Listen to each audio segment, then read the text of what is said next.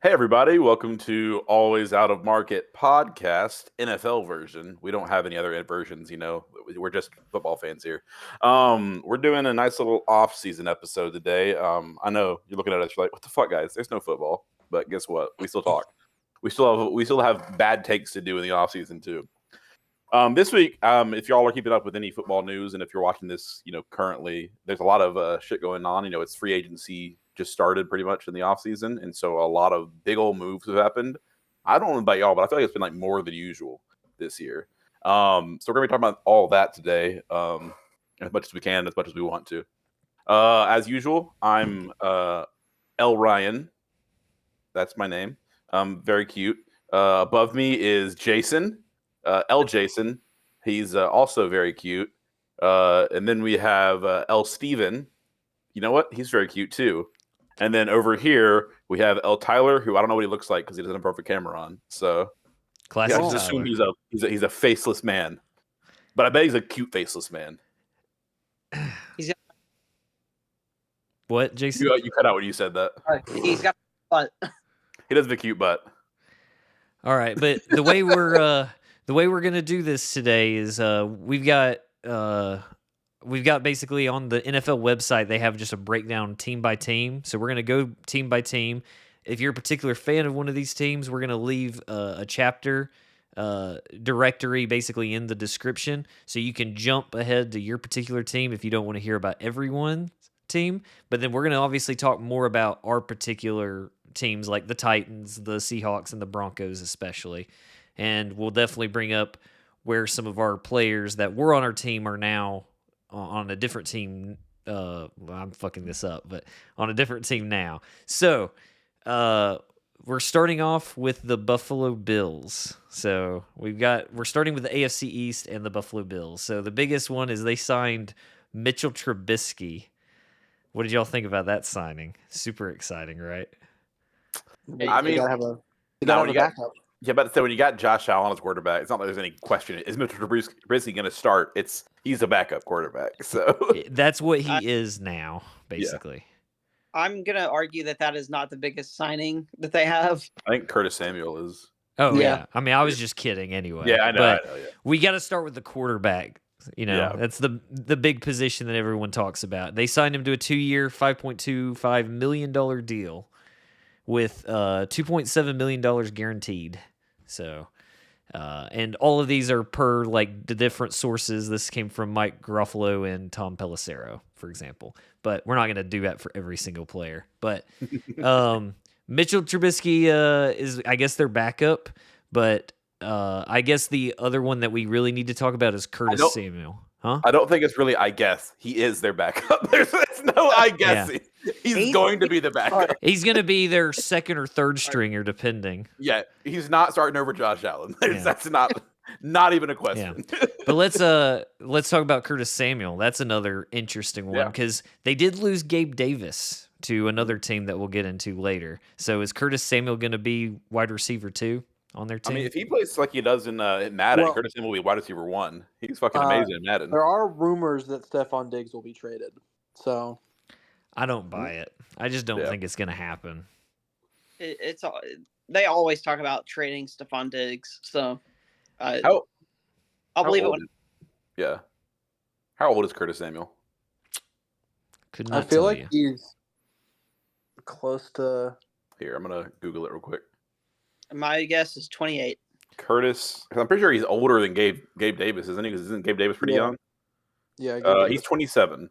So yeah, I mean, I don't know if he's. I mean, obviously, I don't know. Obviously, that wasn't a trade for Gabe Davis, but it's like basically replacing Gabe Davis with Curtis Samuel. I don't know. He's older, I think. I don't know if he's. I think they're about the same level of talent, really. Well, based on him being 27, that means that he's basically got a deal till he's 30 because it's a 3-year, $30 million contract. And Gabe Davis is 24. So, yeah, they're basically getting, I think, a similar tier level of receiver who's 3 years older now. Yeah. So, have a downgrade. Honestly. I don't think they had a choice, though. I think Gabe Davis was the one who really wanted to go somewhere else anyway. Exactly. I'm just saying they didn't really improve that position. Yeah. I don't think. They did get an upgrade at center, though.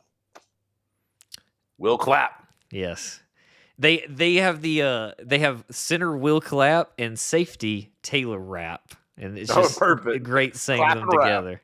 They're gonna be a great duo. I mean, duo with the they've still got a few more pieces they need to fill out because they let go of Tre'Davious White, and then they let go of both. Well, one of their safeties they released, and one of them let go because of free agency. So Yeah. they still got some holes they need to fill. They're be good next year. You think they're not going to be good? No, they're not going to be good. I think their defense will definitely be a lot worse. I don't know about their offense, but I mean, their defense just got absolutely gutted in this free agency period. I keep on losing like hope for the Bills. Like I've always been like, I've been a Bills bandwagon like fan in recent years, like wanting them to do well, and they just keep on letting me fucking go down. Their window is closed. Yeah, exactly. There's just like, it sucks. I think, I mean, they can't ever get past the Chiefs. They play the Chiefs every year, and they just can't fucking beat them. So, you're just not going to get your opportunity if you can't beat them. Yeah, exactly. Y'all see anyone else y'all want to talk about for the Bills here? Not really. Just want to point out former Twiton, Daquan Jones. Former Twiton? Yeah. Is he a teammate of Derrick Henry?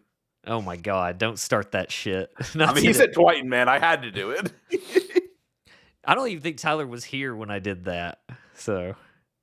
No, it was me, Steven. I'm the one who said Derrick Henry one time. I thought the reason you said that is because I accidentally said it a time before, and you were making fun of me. I thought it was just me floating something. It was one of us too. Yeah. It's something I would definitely do too by accident. Is a good signing too. He's re-signing though, so it's not as exciting. But yeah, he's a good edge. No, I think the biggest thing for the Bills was how much they lost, not how much that they gained. Yeah, they did. I mean, they have definitely made some good moves in free agency. Is just losing the players they did is going to really hurt them. And I truly believe that their window has closed now. They had it the last couple of years and just couldn't do it in the playoffs. So, but let's move on to the Dolphins. Shout out to the biggest one that I see on here is Geno Smith, who is a former Titan and former Falcon, who was basically tight end one because Arthur Smith was an idiot and did not use Kyle Pitts. But he's now a Dolphin now. That's the biggest one that stands out to me. Do they still have Gesicki, though? They do. No. They don't? Was Gesicki only a one-year deal? Gesicki was a Patriot, isn't he? Is he? Oh, yeah, he's on Patriots. I thought he was he's Cincinnati Bengals tight end now, apparently. Yeah, I forgot that. Yeah, Gesicki played for the Patriots this last year with Hunter Henry. He played for the. Oh yeah, I thought did he play for the Dolphins like 2 years ago? I guess. Yes, yeah, that's what it was. Okay. Shaq Barrett's actually probably the best signing on here for being honest. Yeah, Shaq Barrett signed a 1-year contract worth up to $9 million. But then, before we get too far away from it, for tight end Geno Smith, it was a 2-year, $10 million deal. And he's on their depth chart. He's listed actually as their tight end one now. So Geno Smith will be their starter. Yeah, because I think I looked up the other tight end they have is that what's his name, Smythe. They got Durham Smythe, Julian Hill, and then you saw they signed Jody Fortson. Yeah, their tight end situation wasn't really good this last year, so it's good that they at least got a reliable tight end, I think. So, and then a downgrade with center. Yes, we got to talk about Aaron Brewer. So, let's hear your thoughts first, Tyler. But for the center, Aaron Brewer signed him to a 3-year contract worth $21 million. That is an insane overpay for a guy that could not block in pass protection at all for the Titans. Yeah. It's either that he's undersized or the arm length is wrong for him. I can't remember which one is the exact gripe, but it's just he's really not worth a 3-year, $21 million deal. Definitely the weirdest signing for me because I think, I mean, you've got Tua Tagovailoa. You want to pass the ball most of the time. Obviously, they have some good running backs like Mostert and Achane. So in run protection, he'll be great. But he's undersized, which means he's bad for pass protection. And I think Tua is going to struggle to throw anywhere that isn't to the sidelines, I guess, because of him. You don't know. He might become the next Jason Kelsey. If it wasn't Jason Kelsey, he didn't have a lot of issues early on in his career. I'm just saying, early on, Jason Kelce was a lot of issues, and he's now, people say, the greatest center of all time.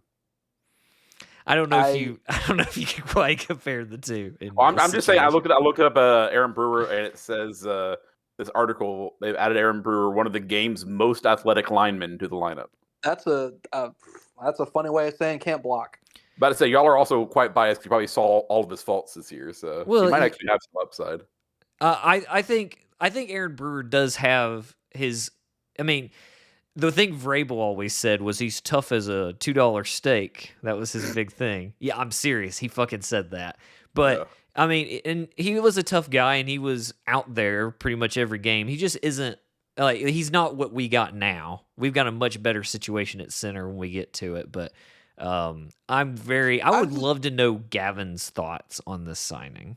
Has he even addressed it? I think my thing though is regardless of how he played, I just think a 3-year, $21 million deal for what I saw last year he's not worth that to me. Just Jordan Poyer is a great signing. A side thing, I went just look at an article about Aaron Brewer real quick, and it was like 5 things Aaron Brewer, something like the Miami Dolphins website. Number 4 is he's tougher than a $2 steak. Yeah.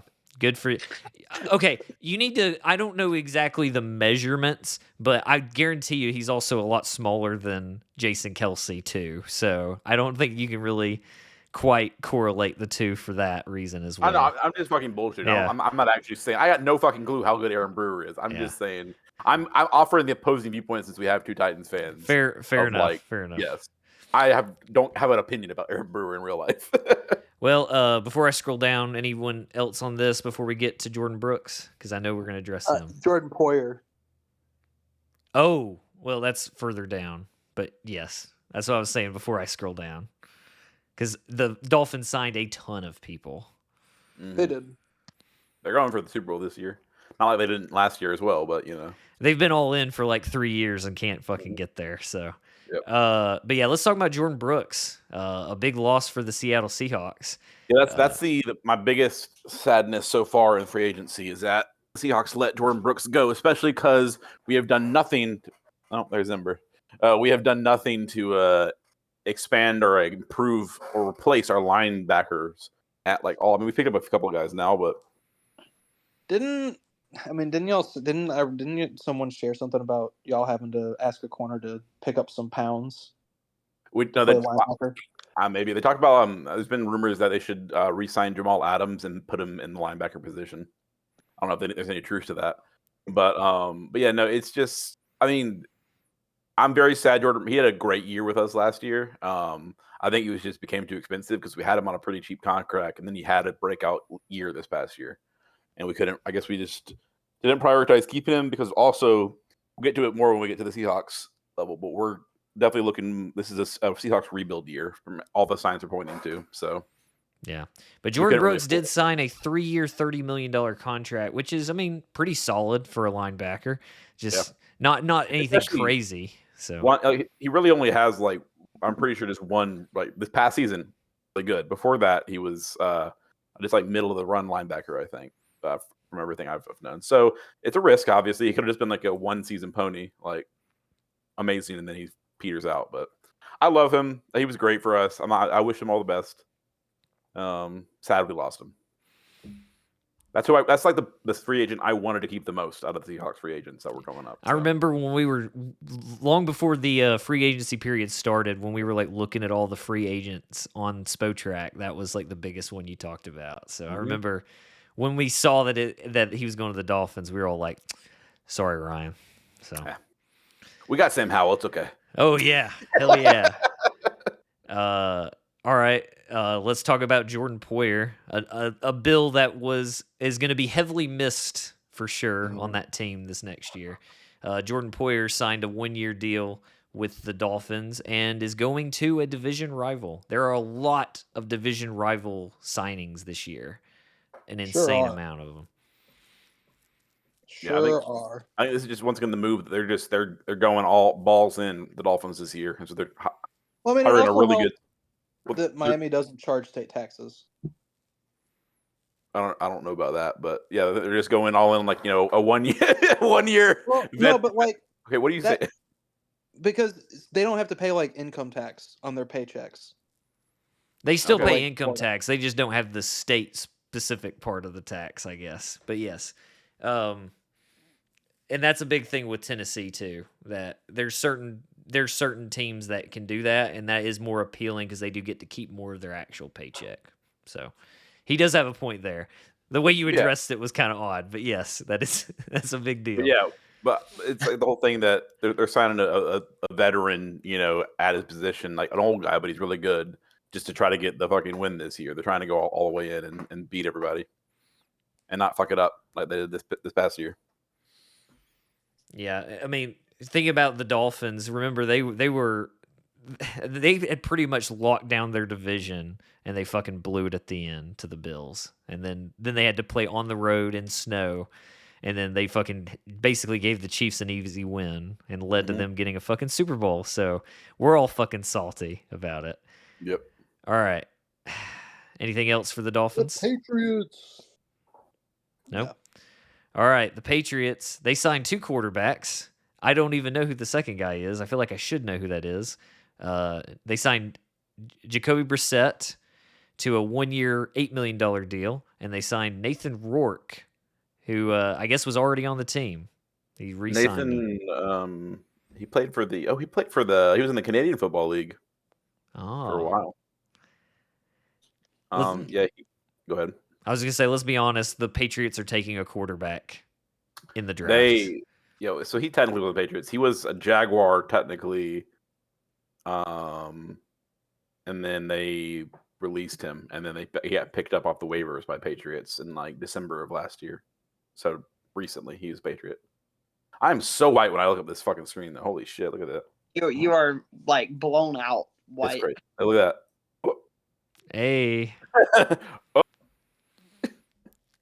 I have the same problem when I have my screen on. I'm a little bit brighter than I normally am, so I'm already white anyway, so it's not a big deal. But anybody else want to say anything about those? No? Jump in. I mean, Kendrick Bourne and KJ Osborne both signing with them is pretty big for whatever quarterback that they get. Yeah, so Kendrick Bourne re-signed to a 3-year, $19.5 million deal, and there's a whole lot of text there I'm not going to read. But Kendrick Bourne, honestly, was not a bad wide receiver for them. They just couldn't figure out their quarterback situation this year, obviously, which they've now lost their main quarterback, and they've signed a couple more, but I think we all know they're taking one in the draft. So Kendrick Bourne, huh? What pick are they? Three. They're 3. Okay, yeah. Absolutely, yeah. Okay. Yeah, they'll be in the market for one of the big quarterbacks, and they'll be able to get one of them. But Kendrick Bourne's reliable, and then KJ Osborne, I just think he's solid, but I think he gets overshadowed by the other players that he played with at the Vikings. So maybe this is a chance for him to shine a little more. I mean, you brought it up, Jason. What do you think about KJ? I mean, he's like you said, he got, he didn't get as many targets and stuff at the Vikings as he should have because of the players that they have on the Vikings already between their receivers and tight end with, what is his name? Hawkinson. Yeah. So I think this could be a chance for him to show that he's, capable of being a wide receiver 2, at least. I mean, I guess unless they draft a guy in like round 2 that they want as their wide receiver 2, but I don't see that happening. There's definitely an error on the next guy, Jalen Reagor. There's no way he's got $442,500 guaranteed. I would think that's a weird number. Do you think that's right? I bet it is. Okay, well, so there's their other wide receiver. Jalen Reagor re-signed to a 1-year deal worth nearly $1.3 million with $442,500 guaranteed. I don't know, it's just weird to do it that way. But he was the guy that they took before Justin Jefferson, right? Do what? Wasn't Jalen Reagor the guy that was taken before? Didn't the Eagles take him in the draft? Instead of taking Justin Jefferson? Let me look it up. I'm just curious. I think it was. Talk about a whoops. He got drafted by the Philadelphia Eagles in the first round of the 2020 NFL draft. Yeah, he was right before Justin Jefferson then. It's crazy. Missed opportunity. Crazy You never know, though. You never know how these people work out. So, Austin Hooper, shout out to Austin Hooper. Yeah. Austin Hooper's been around a lot of places. Former Titan. Yeah, former Titan. Signed a 1-year deal worth up to $4.25 million. And they still have Hunter Henry. They re-signed him, which Hunter Henry has been solid as well. So they re-signed him to a 3-year, $27 million deal. Okay. The Patriots have been pretty busy in free agency. Yeah, they've done quite a lot. They're obviously, what this tells me is that they're very confident in who they're getting in their quarterback this next year, because they brought back a lot of their better players on offense, and I do think they have potential. It's just, they just have had bad quarterback play this last couple of years. So, it's a tough division, though, so who knows? That's true, too. And then I know we talked about it on the podcast with just me and Jason, but Kyle Duggar got I'm totally the franchise tag, but they call it the transition tag, which is, I don't know if that's really different. I don't know how that works, but he'll get paid $13.8 million for the 2024 season. So, all right. Anybody else want to bring up on this one? No. All right. The Jets. Somebody pick one to talk about. Mike Williams. New starter Tyrod Taylor. Let's start with Mike Williams, since there were two people that picked it. So, Mike Williams signed a 1-year deal worth up to $15 million. How do y'all feel about that particular one? That's kind of... I mean, I get why they did it, but also they have a lot of injury issues with their turf, so I don't know if that's necessarily the right move. For Mike Williams specifically? Yeah. Well, because obviously Mike Williams got cut by the Chargers. The Chargers are in a fucking mess, which I guess is good for you, Jason, but it doesn't for me. You don't care? My team's going to be ass anyway. They're going to be worse than the Chargers. Well, unless Harbaugh trades away Justin Herbert for J.J. McCarthy. He's not going to do that. I don't know. I do. He's not doing that. Yeah, but I mean, Mike Williams is obviously. I mean, he's what? How old is he? He's up there. He's getting up there, which is why I'm glad that they only did a 1-year deal. Yeah, that's why I figured it was just going to be a 1-year deal for him anyway. He is 29 years old, so it's up there. But yeah, he. I mean, obviously that's somebody, because they're obviously gonna, assuming he doesn't become the vice president, Aaron Rodgers will be the quarterback. Well, this year. and assuming that he plays a whole year. It's assuming he in one drive. I would look. He's gonna play more this year. I just don't. I can't imagine something like if he only plays like a tiny bit, or he becomes like a politician or something. The Jets are just officially cursed. They just they're just doomed forever. Over under, or do you think he's gonna get more or less than passing yards he did last year? I'm gonna say more passing yards. Well, he can't get. I mean, if he gets sacked, technically it's negative passing yards. I guess that's true. Not usually on the quarterback on the team, but we'll count that. I wonder what the I wonder what the payout would be if you picked the less and it actually hit. Like $1 billion to 1. But Morgan Moses is a good pickup by them. Yeah. They picked up a tackle acquired in a trade with the Baltimore Ravens. Morgan Moses is now, what team are we on again? The Jets. Yes, I forgot where we were at. Got distracted. I don't really know much about Morgan Moses personally, but do you know much about him, Tyler? Since you brought him up, I just I know he was a starter for the Ravens, and I guess they probably just didn't want to pay him or couldn't afford to pay him. something like Yeah. that. Well, I guess they didn't. They haven't re-signed him yet, though. So maybe just want it out. I don't know. Yeah, so they basically exchanged the fourth They and sixth swapped. round They picks. swapped fourth. Yeah. They basically swapped fourths, and then they added a 6th-round pick. Yeah, they also signed another offensive tackle, so they're clearly trying to fix. I mean, we know that they had problems with the offensive line. Oh yeah, Tyrone Smith from the Cowboys. Yeah. So they obviously are trying to fix that problem, which is good because the Jets obviously had some serious problems with their offensive line. They were one of the worst in the league. So good moves there. Anybody else want to bring anything up on this? Nah. All right. Greg line. Huh? Greg Zuerlein. The kicker re-signed him to a 2-year, $8.4 million deal. Greg the leg. Greg the leg. And then Thomas Morstead is their punter. So shout out to y'all, special teams. We still love you, even though they're changing rules again. Okay. I like how, real quick, for Thomas Morstead, it says player. Because I guess he announced it. He reported his own signing. I guess so. At least that's it. I think they just say who first reports it. So I guess maybe he first. Punters have to do, though. Nobody cares about nobody announces their deals. They have to announce it themselves. Yeah. This just in, I signed a 2-year deal. And then just at the end, instead of, like the sources always say, per this person, it's per me. Yep. All right, moving on. Let's look at we're now at the AFC North. Let's talk about the Baltimore Ravens. They didn't sign anybody. Now, let's move on to the next one. Fuck y'all. We got to talk about it. Yeah.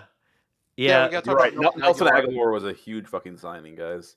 Yeah, I think with Nelson and with the Lamar Nelson combo is going to be elite for these next few years. I gotta say. Now let's let you cook, Ryan. Keep going. This is all you, buddy. Yeah. Wide receivers are so good sometimes that we just refer to them by their first name. Yeah, no, Nelson. I feel like if your name's Nelson, we have to refer to you by your first name. So, maybe we'll get Josh Jones involved in the running game too. All right.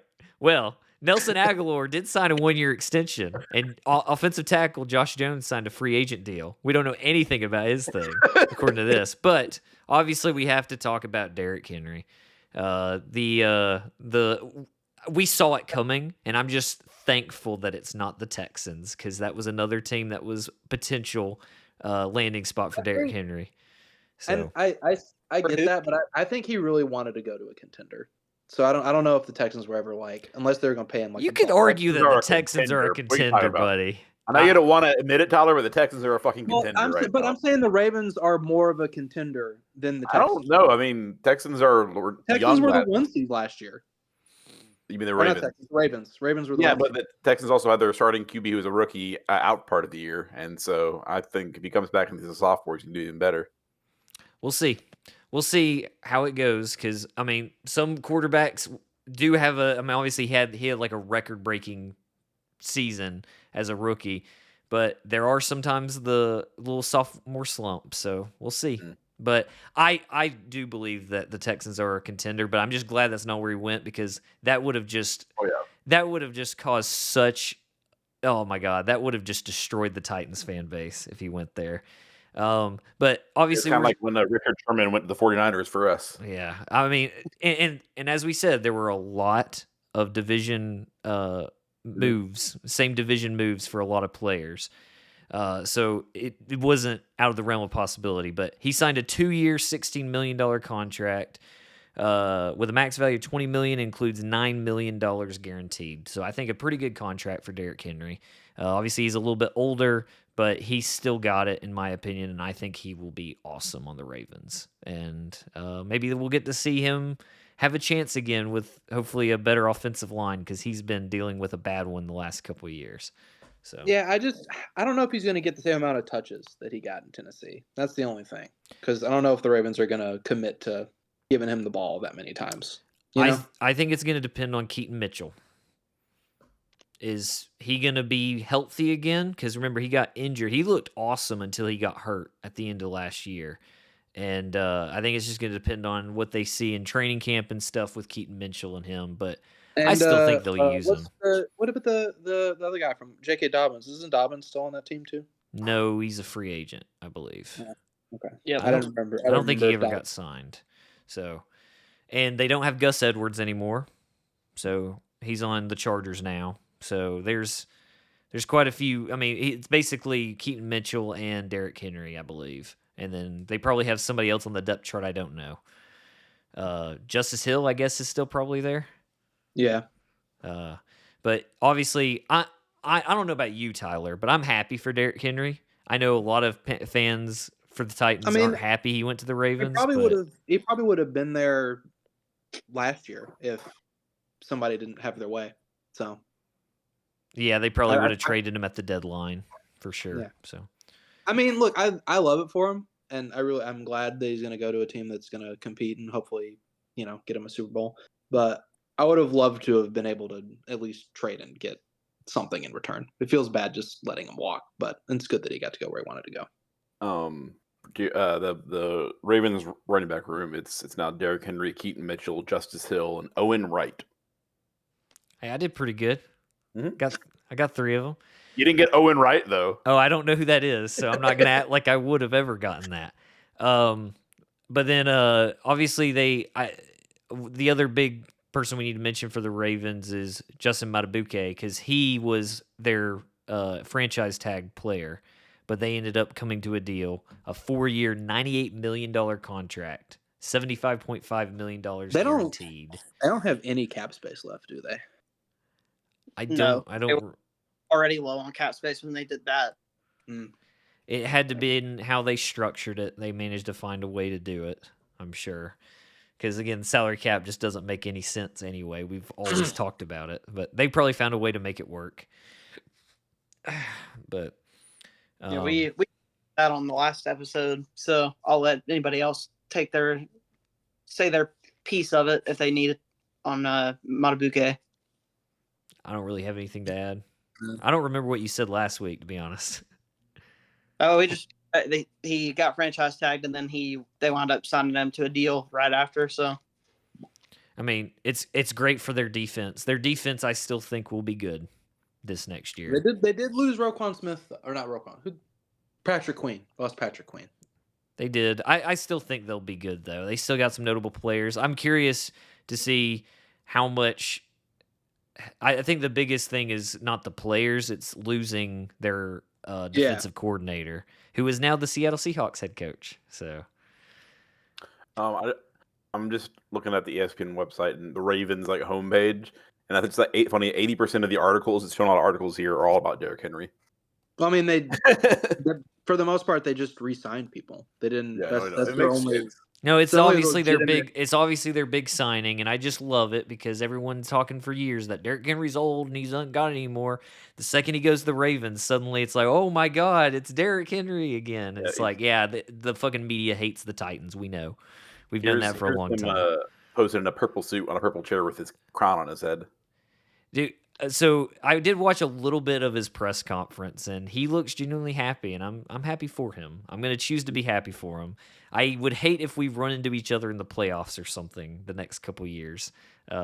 Luckily, we don't play the Ravens this year, so unless it is the playoffs, which, I mean, we'll see. But I would hate to have to play against them because I would feel very conflicted on that particular game. But, all right. Anybody else for the Ravens here?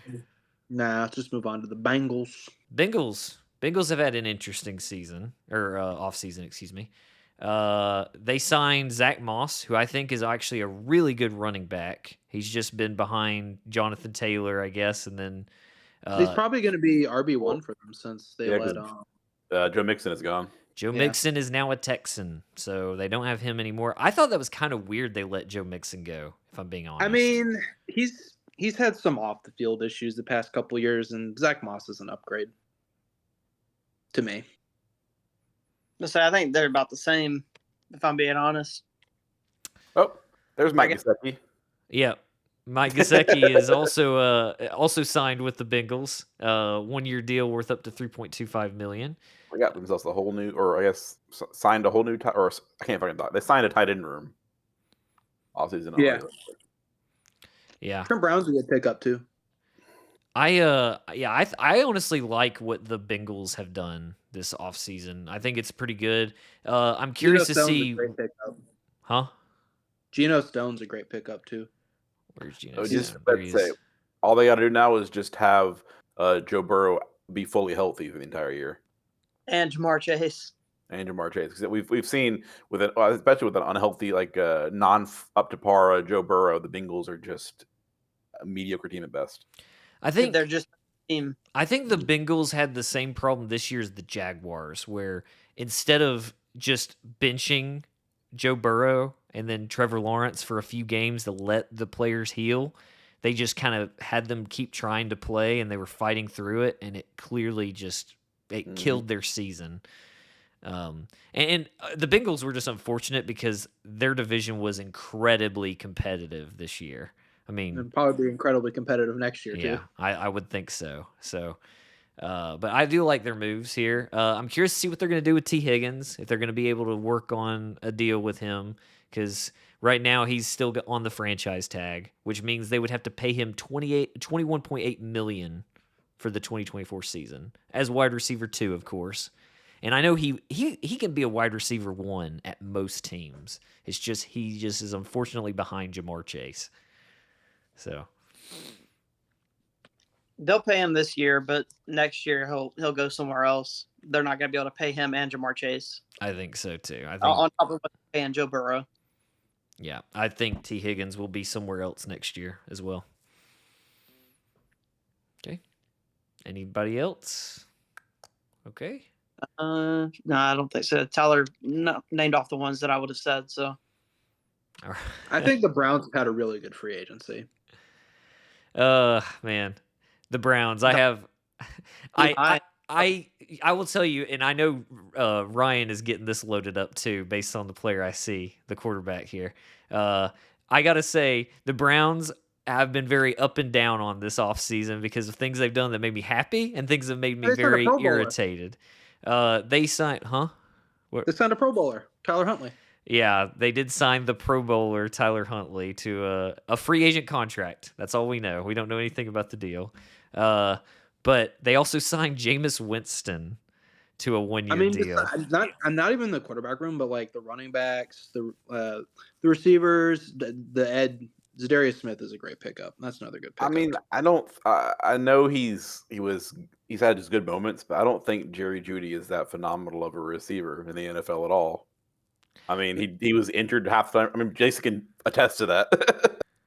No, Steven and I talked about it on the last episode, and I was like, I hope he does good, but they gave him way too much money. First off, like way too much money. Like the trade itself, it was a good trade. I mean, I'm happy with what the Broncos got out of it, but they have now overpaid Deshaun Watson and Jerry Jeudy. They have like the most expensive offense in the league, and they probably won't do anything with it next year.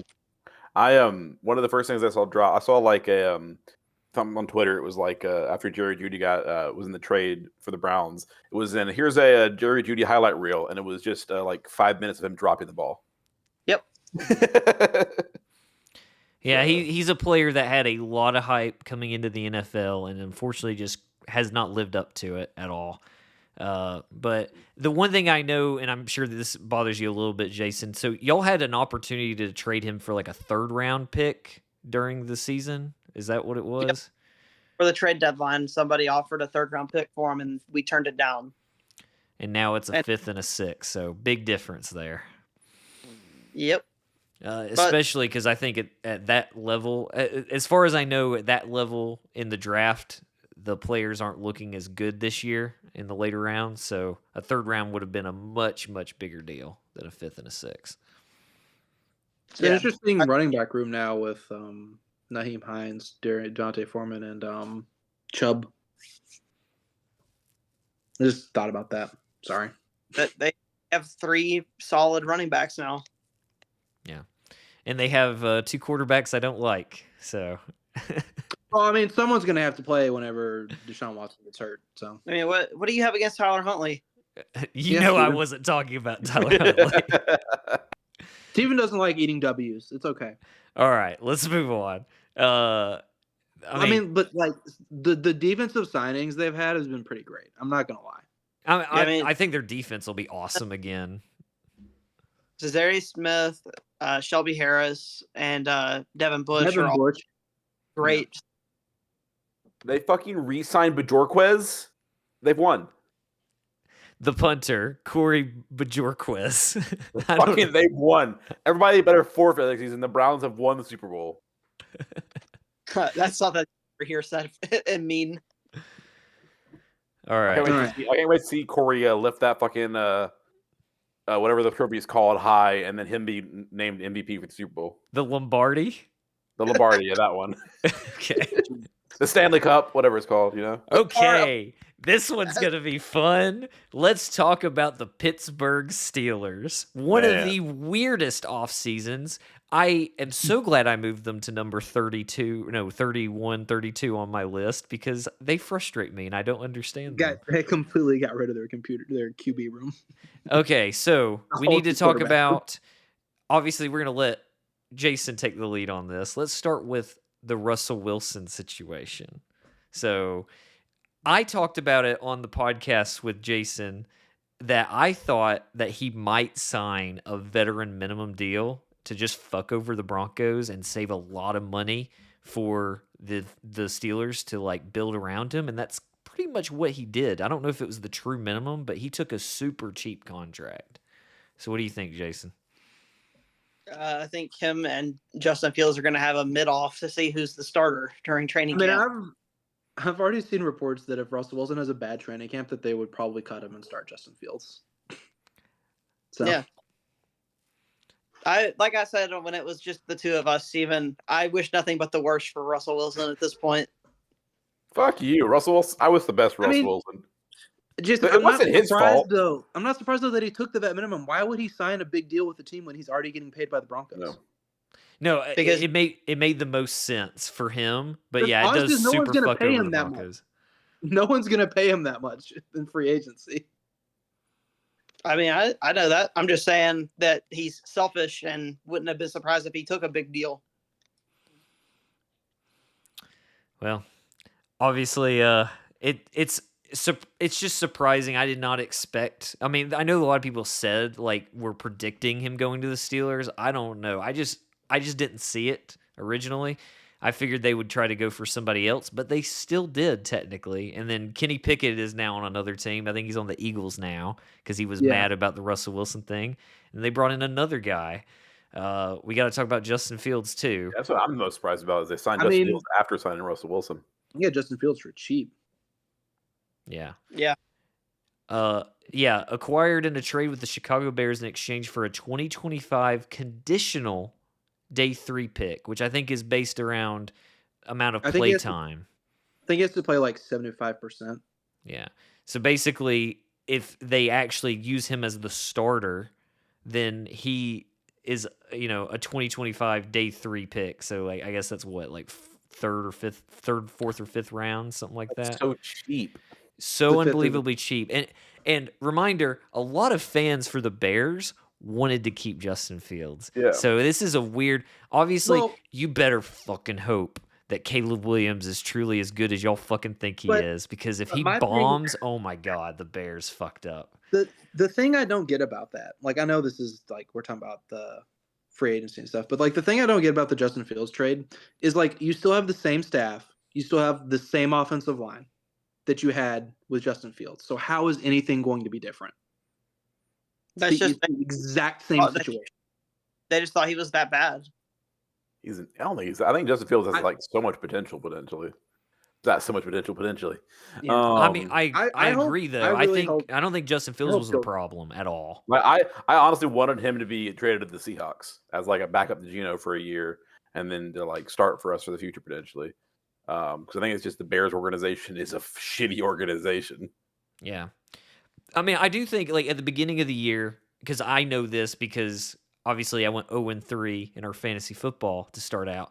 I was frustrated because I really thought DJ Moore and Justin Fields was really going to work out at the Bears. And it eventually did once he got comfortable with them. The first couple of weeks, it was like, ooh, man, Justin Fields does not look good, even with having DJ Moore as a wide receiver 1 and everything. But as the season went, he started to look better. They got a couple big wins. I know they got a big win against the Vikings. That was a big deal. One of the primetime games and stuff like that. So they had some wins behind them, and I just think they made the wrong decision. But I mean, obviously, if Caleb Williams ends up being the next fucking Patrick Mahomes, like they keep saying he is, then maybe they made the right decision. But we won't know that for sure. I think it was better to potentially either trade that pick or still take Caleb Williams but keep Justin Fields just in case. But I don't know. But back to the Steelers. Anybody else we want to address on here? I feel like we have to Patrick talk about Queen. Yeah, big one. Yeah. Patrick Queen. That one makes me annoyed because I honestly hadn't really heard of Patrick Queen before until like I saw like y'all posted because Adam fucking Schefter, the piece of shit fucking journalist he is, little piece of shit, was like, "Oh, Patrick Queen, he signed with the Seahawks." That And I got sounds his whole just thing. like Adam Schefter. That's probably what he sounds like, a little fucking piece of shit. Fuck you, Adam Schefter. Not just for this. You're a piece of shit reporter in general. You have so many bad things that are incorrect. Ian Rappaport is much better than Adam Schefter. Big fan of Ian. But yeah, I already hate Adam Schefter. This just made me hate him even more. But yeah, I hadn't even heard of Patrick Queen, and then I got like started looking him up like highlight reels and shit. I'm like, oh, I'm fucking excited. This is amazing. And then come to see, it was just him being fucking Adam Schefter, being a shitty reporter, and he's not actually going to the Seahawks at all. And it would have made sense too because you got Mike McDonald as your coach. And we the need linebackers to be connections released. there. At that point, Jordan Brooks was gone. Bobby Wagner was going to be gone. It was like when it made so much sense, and then sign with the Steelers. The combination of Patrick Queen and TJ Watt is going to be insane next year. And again, this is another major division rival free agency switch. Like he went from the Ravens to the Steelers. So now the Ravens have to play him twice a year.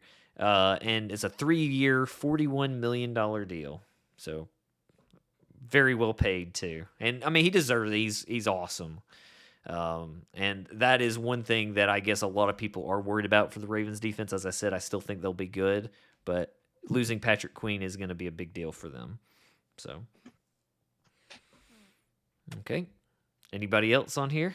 Move on. Nope. Moving on. Oh, fuck. AFC South.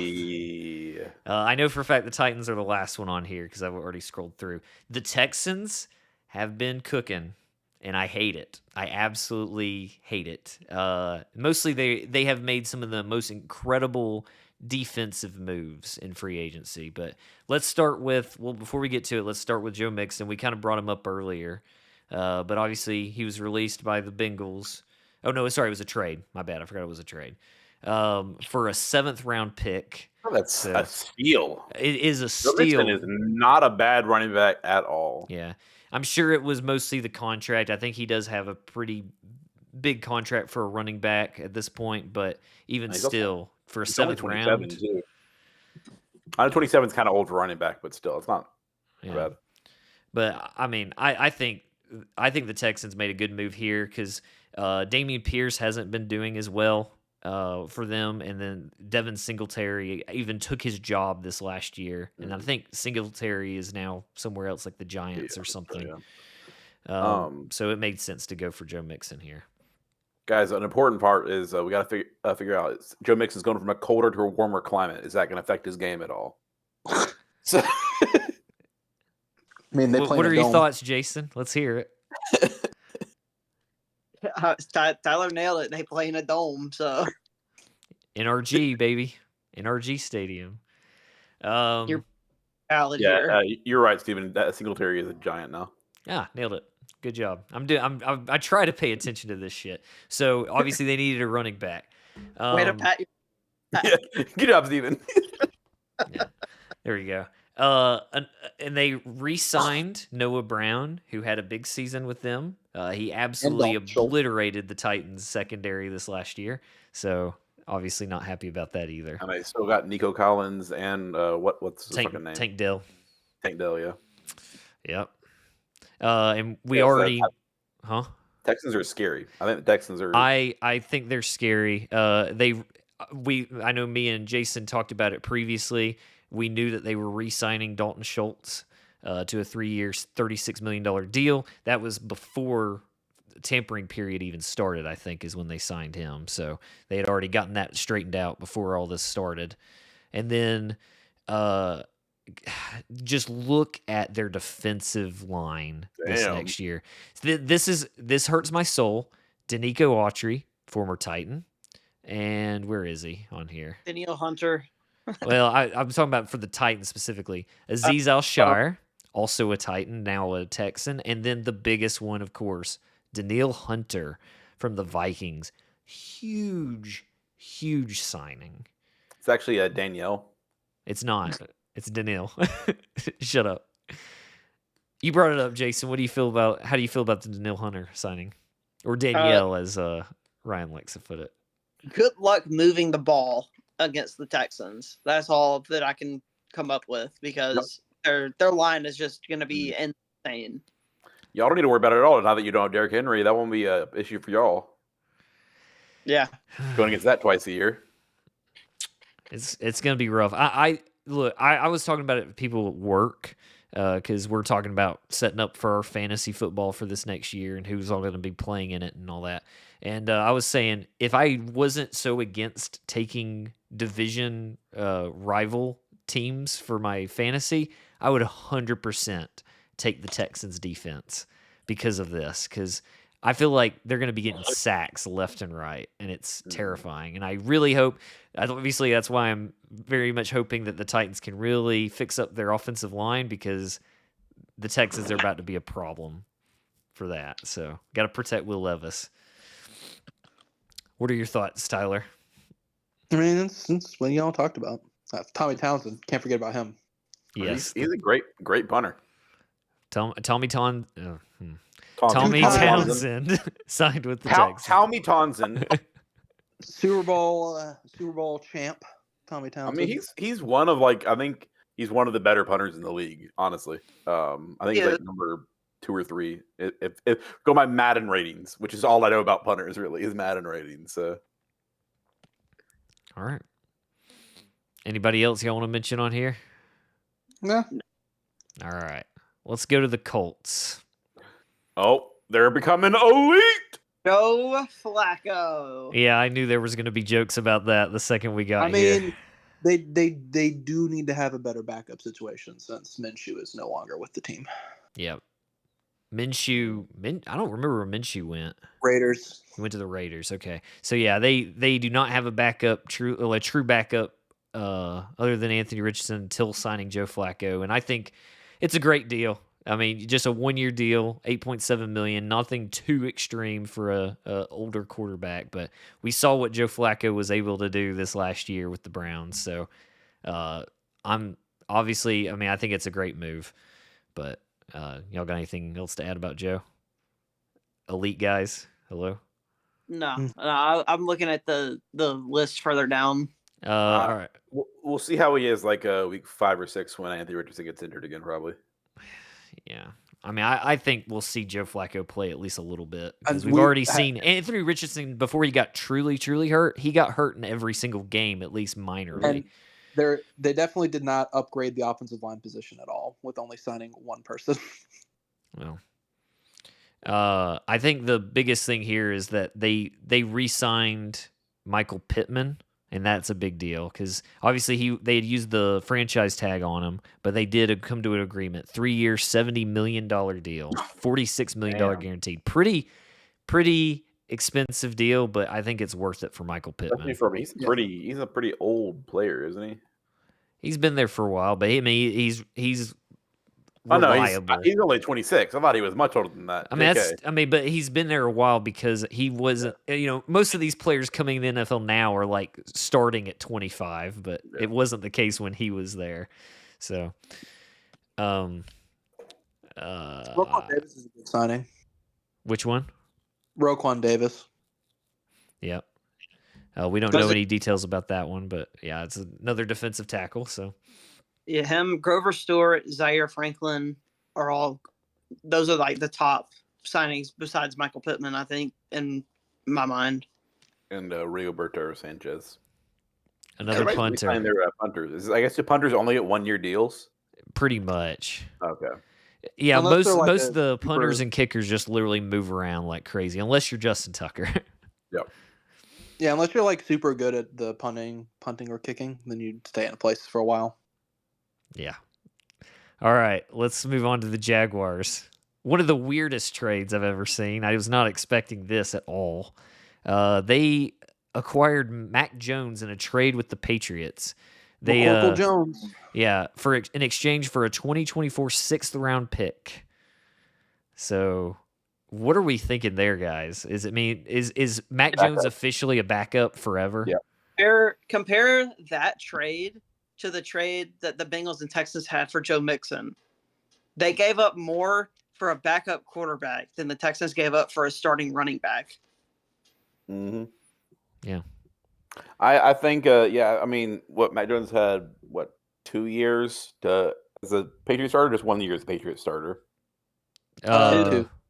He One had and- he had 1.5, and he couldn't really do anything as a starter. Look, So- he did not. I don't think he did bad his rookie year. He didn't do bad that first year, but then whatever happened just fell apart in the second year. I don't know. Maybe he'll Geno Smith it at the end of his career, but I think for the next foreseeable future, he's probably going to be a backup for a while till he has a chance to come into a game and plays a backup and then does well. Then somebody might sign him, but I think he's got to prove it again before he becomes a starter. Yeah. And it's crazy to think about because Trevor Lawrence and Mac Jones were drafted in the same year, and now he's the backup to T-Law, which is really weird. Did did y'all play Clemson in the national championship one of those years? Probably. When he was the starter. I don't think it's a bad guess No. if they were drafted at the same time to have Mac Jones and Trevor Lawrence be against each other in the national championship because Trevor Lawrence won the He national didn't. championship. He wasn't the starter though. He was the backup. Who was? Mac Jones. Oh, Because Mac Jones. Well, no, because didn't Trevor Lawrence leave before then? I don't. Were they? Well, I don't know. Maybe they were the same draft. they were the drafted same together. draft class. I remember them talking I about it. assume they played a national championship against each other. No, because No. remember the only year that Mac Jones was the true starter was the year, basically COVID year. Yeah, when the Alabama played Ohio State in the national championship. Yeah, because and- Ohio State knocked out Clemson. Yeah, so I don't think they played each other that year. Hmm. Because, again, Mac Jones was really only a true starter for 1 year. He played some when, I guess, Tua got hurt before that. But, there was only the 1 year that he was the true starter, and they won the national championship with him. So, all right. But, Gabe Davis. yeah, we Big got to deal. talk about Gabe Davis. Obviously, we talked about it earlier with the Bills. They brought in Curtis Samuel to be, I guess, their wide receiver 2. Now, Gabe Davis is, I guess, the wide receiver 2 for the Jags. I don't really know who is true wide receiver 1. Maybe it is Gabe Davis. I mean, they might have just a bunch of people that you would consider wide receiver 2 in their wide receiver room. Because I mean, besides Ridley, that's not there anymore. It is Gabe Davis. He's wide. Yeah. It's Gabe Davis and then Zay Jones. Gabe Davis is wide receiver 1 on the depth chart. No, right sorry, it's Christian Kirk. I missed Christian Kirk. It's Christian Yeah. Kirk. Yeah, Christian Kirk. Christian Kirk makes Kirk. sense. Christian Kirk, Gabe Davis, Zay Jones. Okay. I'll never forget Devin Duvernay. He is the wide receiver. He's the backup for the wide receiver 3. So wide So he's receiver 6, I guess. Basically, yeah. Mm-hmm. Yeah, I mean, I think this was a good signing though because me and Jason talked about it a lot. That Gabe Davis, he's wildly inconsistent. He'll have a game where he just gets fucking 2 touchdowns, or he doesn't get a Once single every 4 reception. games. Yeah, but I think he, in the right situation, could be a potential wide receiver 1. Obviously, he isn't right now, but that is subject to change depending on how things go in the offseason. But he signed a 3-year, $39 million deal. Max value up to $50 million. Duvernay is their a returner, by the way. He's their kick returner and punt returner. So there you go. So that's why he's notable. It's kind of like a Ray McLeod for the 49ers. He's low on their depth chart, but he's also Not on their the returner. 49ers anymore. That's true. But I was talking about last year. That's a good point. All right. Then we got to talk about Josh Allen. He is going to play on the franchise tag. I guess they couldn't work out a deal at this point, but they'll pay him $24 million for this season. It's a good thing for Tyler because then he would have had the out-of-date jersey for Josh Allen if he had not gone back with the Jaguars. Yeah, It's true. How funny would it be if somehow Josh Allen ended up on the Titans and he had a Josh Allen jersey for the Jaguars? That would be perfect. Cool. You confuse a lot of other Titans fans if you wore that to a Titans game. Hey, we saw at that Titans Seahawks game, we saw a guy wearing a Josh Allen jersey. I mean, It was weird. We also saw. I feel like people just like to wear random jerseys or old team jerseys too. I remember when we went to the Broncos game. There was several people with Russell Wilson Seahawks jerseys on. Yeah. But at least that makes more sense because at least he was there. Josh Allen was not even in the building at all for this particular game. Yeah, it was just really odd seeing it. But then we got the big signings of Arik Armstead and Darnell Savage. Yeah. Well, what are y'all gonna wear if we go to the Seahawks Falcons game? What are y'all gonna wear? I'll wear Titans. I'll wear Seahawks something. You wear Seahawks, okay. I'm not one of those people that wear a jersey for another team that is not there. It just feels weird. They did pick up Kirk Thuggins. You shit on Kirk Cousins all the time. You're gonna wear a Kirk Cousins jersey? No. I'm about to say, there's no way. By the way, he's wearing I know we're not there yet, but he's wearing a weird jersey number for Atlanta. 18. Yeah, I don't. Yeah. It's weird.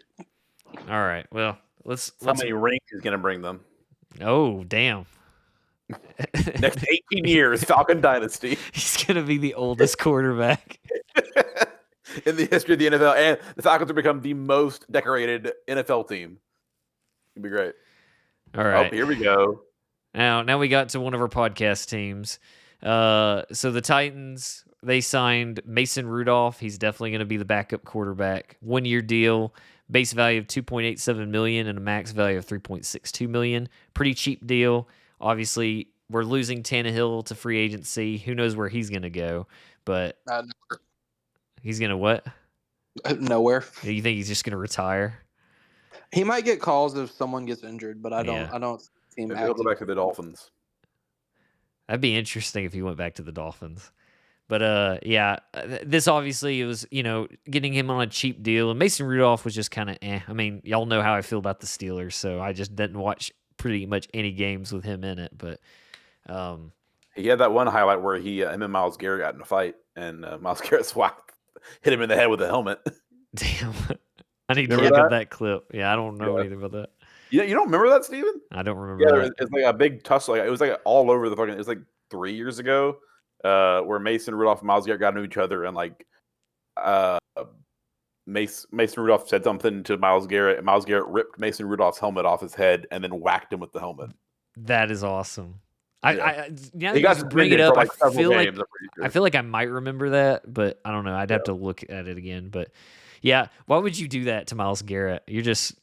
You're gonna lose that battle. It was actually, I saw a clip from I think for this past season where the Steelers were playing the Browns with Myles Garrett on it, and somebody's helmet came off, and Myles Garrett picked it up, and one of the offensive linemen for the Steelers was like, no, and grabbed it from Myles Garrett. It was like, no, you don't get that, buddy.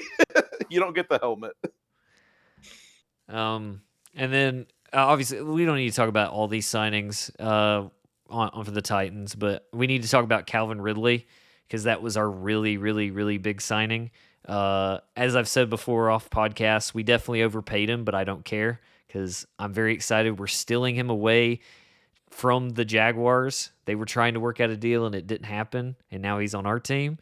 A 4-year, $92 million contract. That includes $50 million of it guaranteed. Holy shit.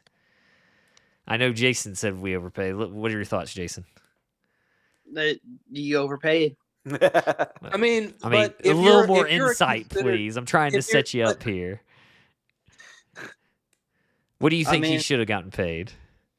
I would have done if you wanted to sign him for 4 years, I would have done like a 4-year, $60 million deal. Oh, no.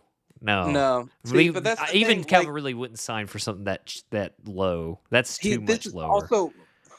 it's his first real contract, so it's gonna be like this. And also on top of that, when you sign with a bad team, you're gonna have to overpay to get players. It's just part of the process. Well, I mean, I know there was battling back and forth and everything, and then obviously we obviously won in the end. But yeah, obviously it's just, I mean, when you break it down, that's what, like $23 million, something like that a year. Yeah, when you look at the details, it's really not that bad of a deal because we can get out of that pretty cheap after like 1 year. I remember looking. I think we're still going to have to deal with. I mean, if it is a bad year, then we're still going to have the dead cap for the $50 million guaranteed. But yes, other than that, I mean, I'm sure they're going to put in void years and all that shit to make it work out. But I'm still excited for it. If we talked about potentially grading these signings, this would be a B+ for me just because of how expensive it was. But I would want to give it an A just because it fucks over the Jaguars, and I'm happy about that. But yeah, the Titans this year are going to have a pretty much brand new big three players in their offense. Well, I mean, we're changing our system completely. Or yeah, the starters at least from the beginning. Yeah. No, the offense is going to look completely different. It's going to be a brand new team, basically. And Tony, but you didn't really mention it. But Tony Pollard, I feel like, isn't a bad replacement for Derrick Henry. I mean, he's not as I mean, I think Pollard and why am I blanking on his name? Tajay Spears. Yeah, Pollard and Spears would be. I think they're going to split carries. I don't think we're going to have a true like. I feel like Pollard could be a true one, honestly. I think they should. I mean, I saw what Tajay Spears was this year, and I think he should be RB1 somewhere, and I want it to be for us. So I was kind of surprised by the Tony Pollard signing because I knew we were probably going to re-sign Julius Chestnut, who was our running back 3, who I was going to think was going to be our RB2. But I mean, we might do a lot of 4 now. Our 4. Well, yeah. Your 3 is Hassan Haskins. Oh, forget him. That's according to the depth chart. Yeah, he should be gone. Hassan Haskins sucks. I would actually rather have Julius Chestnut as running back 3, but much better name. Yeah, Julius Chestnut's a great name. And we got to talk about, because this affects both multiple teams here. Lloyd Cushenberry, he was on the Denver Broncos, and this is my A+ signing for our team. 100%. I think it's our best signing. Lloyd Cushenberry signed a 4-year, $50 million deal that includes $26 million fully guaranteed and a signing bonus worth more than $18 million per Tom Pelissero. How do you feel, Jason? Are you going to miss him? Oh, absolutely. But we have some other guy that we drafted last year who he literally didn't play a single snap. He was inactive the whole year. I can't remember what his name is, but he's apparently supposed to be an incredible center. So we'll see. You know, he's got some big shoes to fill because Cushenberry was one of the best centers in the league last year, and we just afford to pay him. Alex Forsyth. That's it. Yeah, apparently he's really good, and that's why they drafted him last year, because they knew they weren't going to be able to pay Cushenberry after this past season because his price tag went up a lot. Man, Forsyth, he's 25. He looks like he's 47. That's what I want. Look, Steven, go into your screen real quick, pull up a new tab, and just Google Alex Forsyth real quick.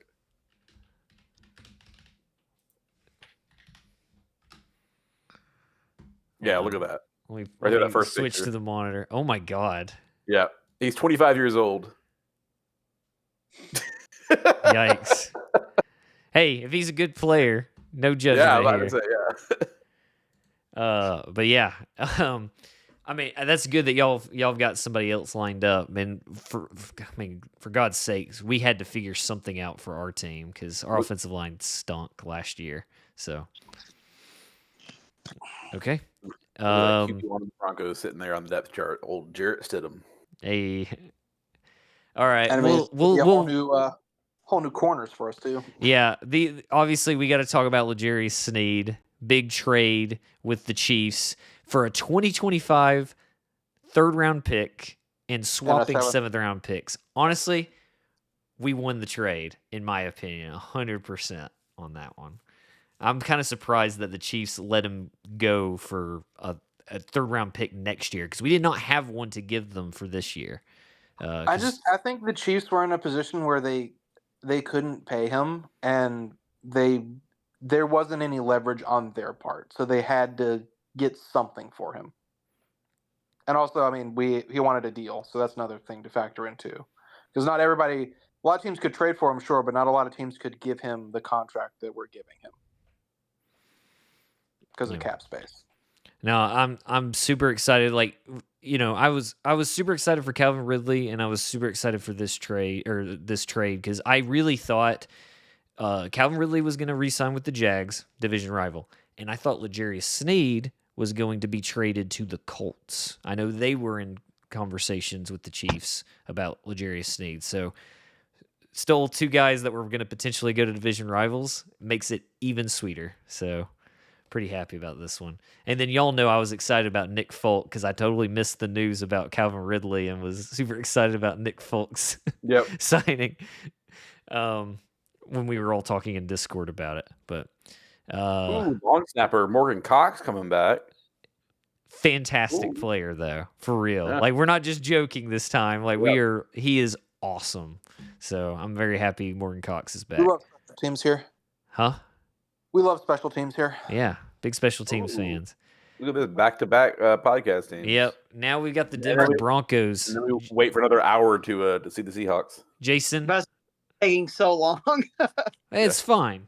This might be a long episode. Who cares? It'll be over 2 hours. Go ahead, Jason. Take the lead, buddy.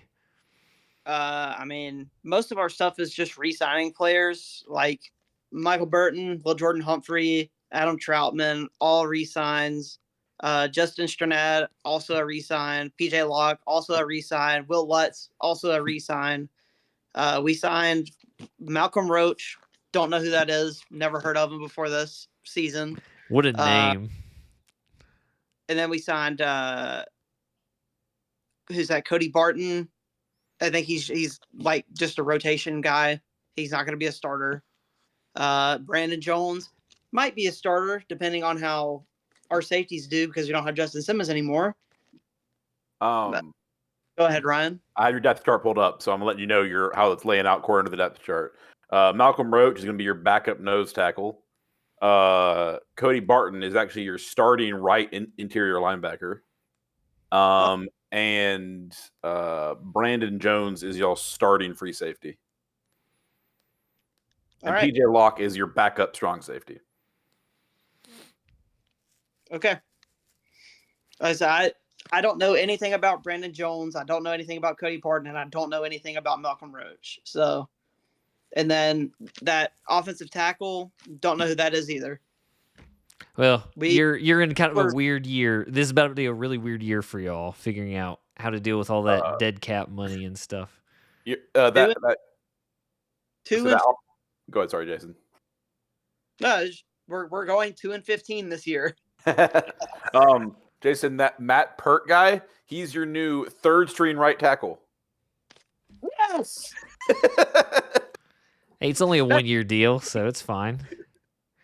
We needed a new third string right tackle. Look, you got to have depth now. Come on. It's important. I mean, he's sitting behind Mike McGlinchey and Alex Powell-Sozweski. He's not getting any play time because that McGlinchey's got it locked, I think. McGlinchey's got it locked, and then if he gets hurt, that guy that's our second string, we just drafted last year, so he's going to play. All right. Maybe they'll move him around. You don't have a backup center, but you have a backup for every other lineman. So yeah, we've had a very boring offseason, and that was to be expected. Yeah, I was feeling bad about the Seahawks offseason, and then I saw that. I'm feeling a lot better about the Seahawks offseason now. It's more exciting than y'all's. Yep.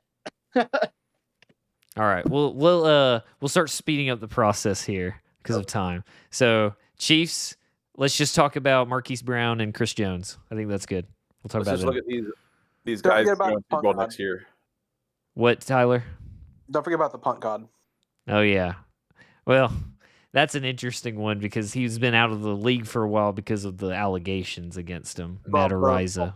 Only two of these are non-re-signings. I feel like that's only important. I mean, I guess Chris Jones re-signing is a big deal, but big deal. I mean, he signed a 5-year contract, so They've got Marquise him Brown locked up for a while. 58 point. That's crazy. Yeah. Marquise Brown signing that Juju Smith-Schuster deal where he's going to play 1 year, have great stats, and then get paid a big bag next year from a team. And then they'll realize it's a mistake. Mm-hmm. Yeah. I don't know about Marquise Brown being a mistake because he's fast.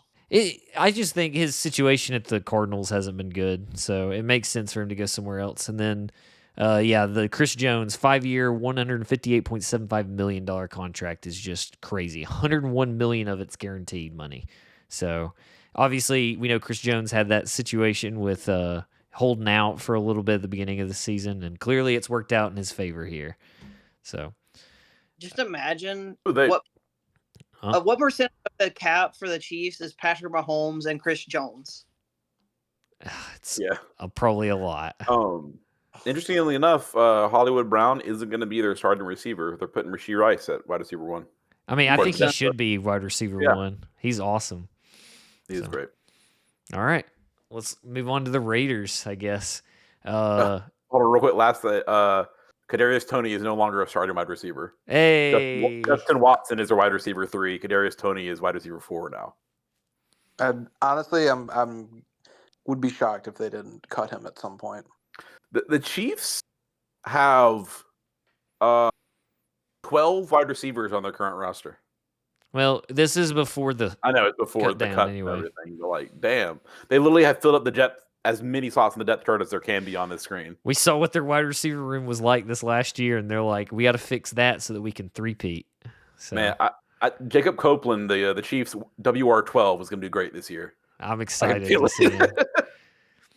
All right. The biggest thing for the Raiders is Christian Wilkins, honestly. Yes. Yep. Christian Wilkins signed a 4-year, $110 million contract. He's going to be right next to Max Crosby, and they are going to destroy. Him and Max Crosby are going to go crazy this year. I'm excited to play against that 2 times a year. Yeah. That's how you'll feel like or you'll feel like us against the Texans, basically. So Yeah.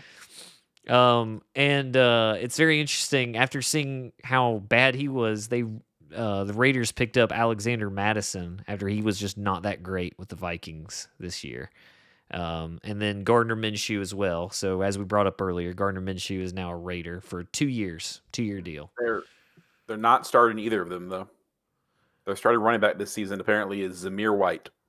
I mean, he's had some good plays last year, so I'm not It's surprised. interesting to pick up both these. I guess they're both picking these up for backups, but Yeah, I mean, you got to have backups. yeah. And the depth chart isn't necessarily fully Oh, I established know yet, it's not fully too. established, but Who do But they have listed quarterback 1? Aiden O'Connell, that'll change. I would Gardner. I think. don't know. I think Aiden didn't have an awful year, did he? Eh, I mean, I feel like Minshew would probably have a better year. I with would him, probably or go with they draft- Minshew. Yeah. I think they're probably going to do one of the classic things where they just battle it off in preseason / training camp, and then it'll be a game. And who knows? They might draft somebody too. You never know. It has been talked about. I mean, I guess they can drop it. They already have 3 quarterbacks. All right, the Chargers with new head coach or one of the Harbaughs, Jim or John. It's Whichever Jim. one. Jim. Yep. I mean, their biggest signings are Gus Edwards, Will Dissly, and Christian Fulton, I guess. if No. we get to pick- No, it isn't. You don't want Christian Fulton. Well, because we know him well, obviously. But yeah, I feel like the Chargers, they lost more than they gained for sure. Yeah. We can all agree on that. Them trading away Keenan Allen and then losing Mike Williams. And Austin Eckler. Yeah. Who the fuck is Justin Herbert going to throw to this next They're year? definitely drafting. I mean, they only have 4 receivers on their roster right now, so definitely drafting. I think a couple, well, maybe only a few, like all the receivers. I was Hopefully saying they this do- whole offseason that they were going to draft Brock Bowers. I don't think that anymore. They need a wide receiver. They're going to take the best wide receiver off the board, I'm sure. Let's just hope that they do the proper research and draft a wide receiver that will actually produce for them, unlike last year. They got my boy Will Dissly being. I know it's good. It's not finalized, whatever like we said, but he's tied in 1 on their depth chart right now. Will Dissly, he's over Hayden Hurst. I He wouldn't probably- be surprised if he stays that way. You would be surprised. No, I'm saying I wouldn't be surprised. That's it. That Charlie is Boseman's a good pickup too. I guess that's just like a contrast because he was the Seahawks tight end 3. Dissly was. Well, the main tight end for them last year was Gerald Everett, and he's on a different team now. So they don't really have a good tight end. So I guess Will Disley versus Hayden Hurst, I'd probably pick Disley. So Can't forget about Donald Parham Jr. and Stone Smart too. yes, That's their other tight ends. All right. We're now wow, look at this massive list. We're now at the NFC, and we're starting with the team that is quote going all in. Well, to be fair though, to them, I don't know why he would say they would go all in when they have like little to no cap space. It's fucking. I mean, it's fucking Jerry. What do you want? The fucking owner. So, the Dallas Cowboys, they've done pretty much nothing. I don't even want to talk about any of these guys. They re-signed Dowdle. Didn't Eric Kendricks switch teams? Wasn't he going to sign with somebody and then he switched to the Cowboys? I think he was going to sign with the 49ers and then he switched to the Cowboys because they had whatever his name is, the fucking ex-Chargers coach on the staff now. I forget his name. Staley. The dude that won't shut his mouth? Yeah, Brandon Staley, yeah. No, that's not the same guy. But yeah, Brandon Staley is a different guy, but yes, he's on the team now. Move on to the Giants. Yeah, let's move on to the Giants. I was looking. Jordan Lewis, that corner like they signed, isn't even on their fucking depth chart. I mean, I don't even know if he actually. I'm gonna look him up real quick because I'm just curious because everybody else I've seen new players have moved to the depth chart, and I saw that Eric Kendricks is there now. Have you all even heard of Jordan Lewis? No. They didn't make any notable signings. Mm-mm. Their offseason looks like what the Titans normally looks like. So I like how at the beginning we're talking about going to chapters of different teams and stuff, and Cowboy fans, they just go to that. They'll just be like, yes, there's nothing here, no notable signings, and then move on. If you're Cowboys, you already know that. Yeah, exactly. Yeah. They are all pissed, I imagine. So they know what they're getting into here. Giants have done a few things. They got to replace a lot. So they signed Seahawks and Broncos legend Drew Lock. So oh man, a 1 year, $5 million deal. Yeah, he went off against the Eagles when they were horrible at the end of the season. Well, apparently Daniel Jones is still on the roster and hasn't been cut yet. So I don't know what they're doing with that. They got Daniel Jones with Drew Lock backing him up, and then DeVito is the third. They can't cut Daniel Jones. They put way too much money into the dude right out the gate. So, which was a mistake, obviously. We've all said that. I mean, they paid the wrong player. Yeah. I love Darius Slayton, but he's their wide receiver one. That's an awful wide receiver room. And their RB1 is now Devin Singletary, I guess, because they lost Saquon Barkley. The Giants' offense is going to be just non-existent this year. I mean, just think 2 years ago, the Giants literally they made a crazy push into the playoffs, won a playoff game, and their coach got Coach of the Year, Dayball. And then we saw oh my God, this last year was so terrible for them. Just huge destruction on the Giants. But a thing we got to mention. Oh, go ahead, Tyler. I was just going to say the only thing we're going to probably mention is Brian Burns. Yeah. Really. Brian Burns was acquired in a trade with the Panthers. Shout out to you, Justin. I'm sorry, buddy. Our Panthers fan, buddy. They don't have anybody again. They literally don't have anybody on that team. But they gave a fifth and switched what does that say? In exchange for 2024 second and fifth round picks. Didn't they and a conditional fifth? Didn't they get Ayuk? No. I don't think that's official yet. I think they're in the market for Ayuk. I thought they got one of the 49ers receivers. No. The Panthers. I think they got. We'll get to it when we get there. Yeah. I think they've got somebody, but it feels like they lost all their main players for sure. But I guess we can move on to the Eagles, unless y'all want to say anything else about the Giants. All right. The only thing I would say is that the Panthers could have got a better deal for Brian Burns last year. Yeah, but they just that. But still, they didn't know how bad their season was going to go. That was before the season or during trade deadline. They didn't know that it was going to just self-destruct to that level when all the offers came in.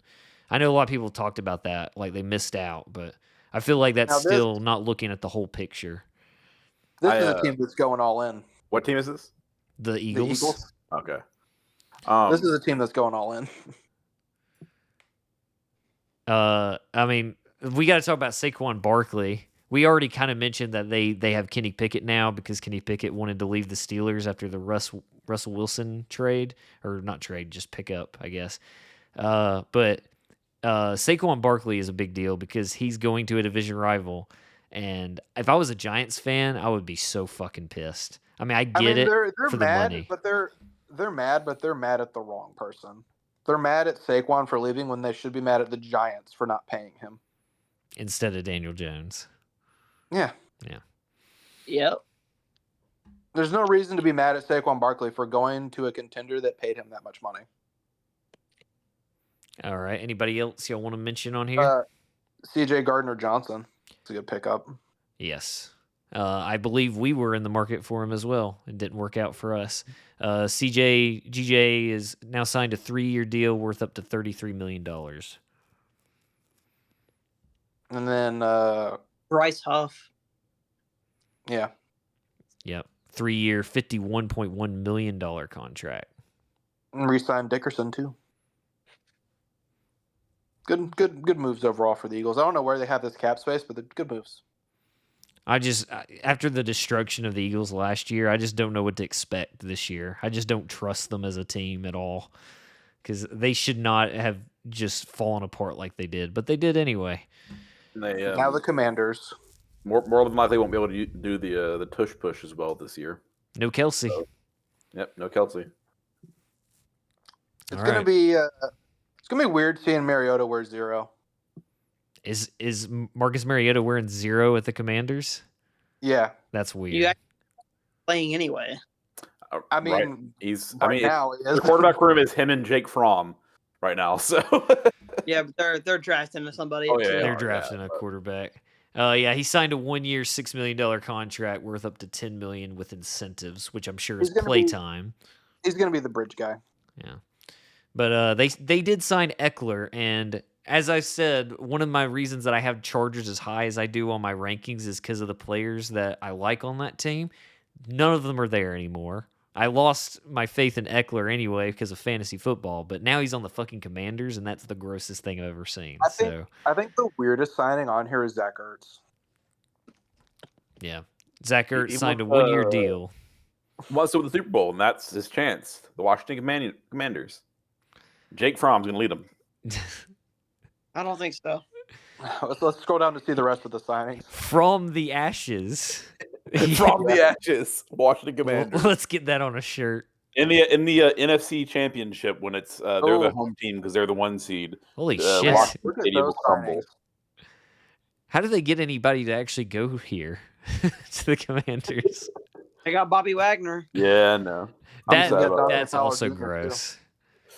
I wish he got to a better team than the fucking Commanders. I wish, obviously, he had stayed with the Seahawks for a year or so, but once again, I think it's the whole thing of we just are in a rebuild year, and we don't want to pay him as much money as he deserves. Oh, Brandon McManus. Apparently, Good Morning Football legend Jason McCourty was the one who announced that Brandon McManus was going to be on the Commanders. So. All right, let's move on. Let's look at the Bears real quick. Oh, hey, look, Broncos legend right there. Announce that one, Jason. Oh, Brett Rippon gonna go. He's gonna be the starter for sure. wow. There's 2 former Chargers on this list. Yeah, they got Keenan Allen and Gerald Everett. Yeah, Keenan Allen was acquired by trade, and Gerald Everett signed a 2-year, $12 million deal. And they got Caleb Williams told Keenan Allen he's going to get like 1,000-something yards and like certain amount of touchdowns and all this other corny ass bullshit. I'll be honest. I'm not gonna lie. I really hope Caleb Williams is a bust. I really do. Everything about it, the fact like he was like, don't want to be part of this team, so I'm just not going to join the draft. And then like everything he said, he just feels like it's a diva already. I mean, his dad wanted him to get rid of the contract regulations so he get paid a fuck ton of money. He also wanted a stake in the team that he, like a part of the team ownership. So entitled. Earn your fucking place in the NFL first, then you can maybe Not even then you talk about that shit. He's It's made like, so much money in NIL, so it's crazy. mhm. But I swear, I honestly, I'm on the same page, Steven. Hope he also is a bust. I hate it for Bears fans because, like I said, a lot of them wanted to keep Justin Fields and that didn't happen. But I would love it for the Bears organization to get fucked by this. Just Hey, but your boy Kevin Byard is over there now. not happy about it. We weren't. I joked about it in the last episode. I wore the Kevin Byard jersey. That's like, come on back. He didn't need to come back. Just obviously, we saw Kevin Byard did not play well at the Eagles, and he didn't play well for us at the very end there. So, they signed him to a 2-year deal. I'm kind of surprised. I feel like he was going to be a 1-year deal, free agent, jumping around kind of guy at this point. Didn't the Eagles take the contract that we gave him though? So isn't he like getting paid by the Eagles too? Yeah, well, because we traded him to them, they had to eat the contract and they cut him. So yeah, we got out of it because of the trade. So, but I'm surprised that it's more than just 1 year for him. That's probably why he signed there, is because it was a 2-year deal. All right. Donovan People-Jones is a good pickup. All right, now looking at the Detroit Lions, which was Ryan's team this last year, obviously. I mean, the spoiler, they moved up. Yeah, for sure. They're quite up there with me for me now. Honestly, the only one that really jumps out to me is DJ Reader, which Kevin Fiedler is a really good offensive lineman. Yeah. Okay, I don't know him very well. I only know because of Madden. He's a great lineman. What, Tyler?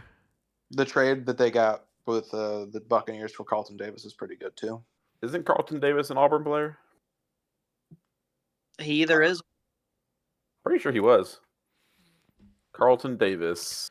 Well, he's looking that up. Yeah, acquired in a trade with the Buccaneers, along with 6-round picks in 2024 and 2025 in exchange for a 2024 third-round pick, per Tom Pelissero. He's a War Dam boy. Oh, so you're obviously even more of a Lions fan now. Absolutely, especially because he's off the Buccaneers now, which is a team I don't like very much because of the history of quarterbacks. Yeah. So I'm happy with Auburn boys going to teams I like. You have to like the Buccaneers a little bit, though, given their theming, though. They haven't had a quarter. The thing is, that's the thing. I would be probably like Buccaneers would be like a top 5 team for me if they hadn't had, since like Mike Glennon, they haven't had a quarterback that I haven't like hated.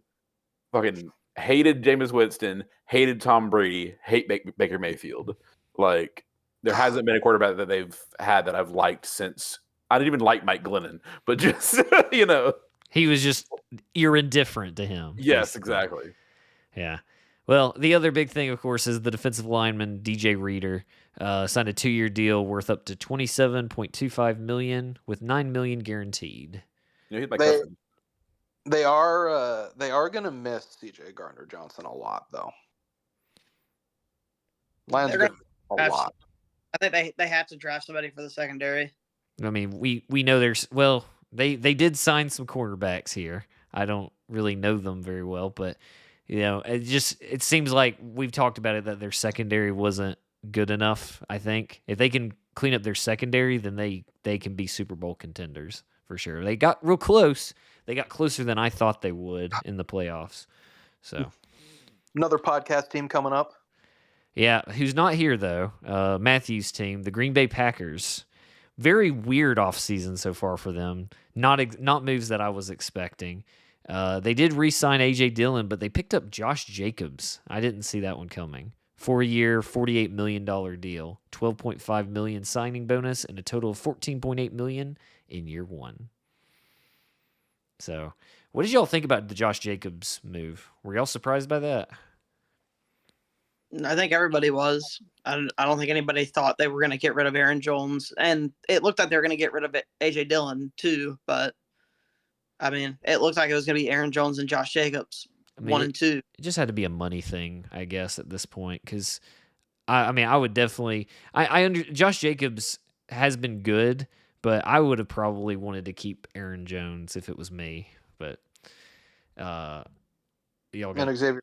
Yeah, Xavier McKinney. Yeah. Those are the only 2 signings off that list that really stand out. I mean, the rest of them are just re-signs. So. Yeah. They haven't done much other than just re-signing, and then they let some people go. But yeah, they signed a 4-year deal with Xavier McKinney, worth $68 million. So pretty solid contract for him. And it's one of the safeties have been moving around a lot this offseason. They picked up a really good one. But let's get to the Vikings next. They have Aaron Jones now, another division rival move in free agency. And if I was Matthew, I'd be super pissed about this because I know he hates the Vikings. But Aaron Jones signed a 1-year, $7 million deal with the Vikings. But they're going to have Sam Darnold as their quarterback. So, well, I've seen that they're trying to move up to 4, so they're probably not going to have Sam Darnold as their starting quarterback. And it's going to be JJ McCarthy. Probably. He's going to go somewhere. Well, and that's what's crazy is like the Vikings and the Texans have been working together a lot this offseason. They made a trade for like picks and stuff, and now the Texans gave away their first round pick to like move back and I guess they're going to do more in the second round. The Vikings have I think they have 11 and 23 if I remember correctly. They got around those numbers. They could potentially package those together to somebody to move way up into the first round, potentially go up for one of the big quarterbacks. It'd take a lot more than that. It'd probably take more picks. Also, they're trying to swap with the Cardinals, which, it would make sense, but also with the Cardinals, if the players that they need will probably not be there at 11.